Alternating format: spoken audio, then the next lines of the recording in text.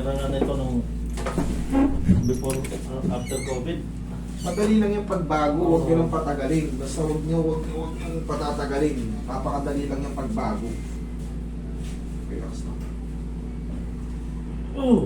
Kabilang side. Pero pag yan tumagal na mga ilang linggo, naku. Bukod sa napakalaki na ng swelling, ang hirap nang i-adjust. Eh, sabi nung Relax. ortho. Ano pa? Ang sabi naman po. Ano? Operation na yun. Kailan? Kung walang fracture, kahit ano lang yan, kahit adjustment lang yan. Pero pag may fracture, operation. Kasi kung nabasag yung pinaka... Hindi kasi nalaman na po daw. Okay.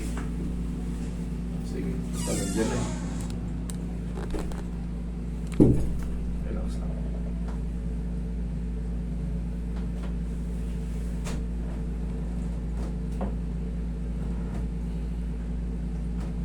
Kung may batok wala naman sa may hips, wala naman. Diyan lang sa gitna. Kulang lang sana yan. Adjustment.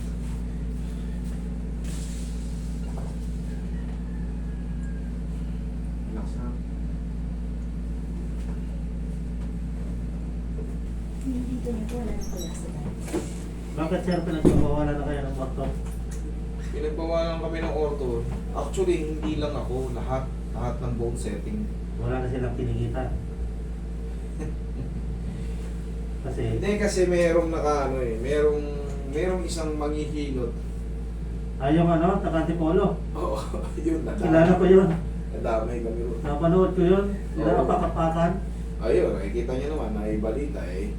Hindi, napapanood ko na yun. Lahat kayo pinapanood ko sir. Hindi naman kami ang may gawa.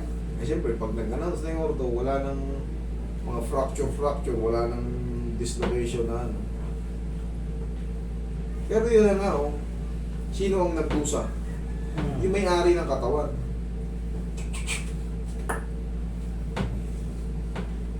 Napanood ko nga sir yung na-repair mo kay Ermitan yung lagatong. Nakita mo yung ginawa ko? Di ba kanina nakatagilid ka? Gaganan ito na. Tapos, kaso hindi mo, huwag mong gagawin yun yung ginawa ko yung traction. Naramdaman mo kanina? Para kang nadi-decompress. Madi-decompress talaga yun. Pero siyempre, hindi ka pwedeng magsarili. Hindi pwedeng bigtiin yung sarili mo. Pwede naman, kung lower back, Release na. pinaka the best feeling yan, 4 to 5 days. Kung talagang masakit yung balakang yung nagpa-adjust kayo, may matitira pa yan. Pero, 4 to 5 days, I guarantee you, wash out na yan. Kahit ngayon, talagang mas ano na yan, yung ganitong pain, meron pa yan pero maliit lang matitira dyan. Tapos pag napahinga ng mga ilang araw, dire-diretso na yan. Okay, tignan mo sir, anong pakiramdam? Medyo ano. Okay? Okay po. Thank you, Lord.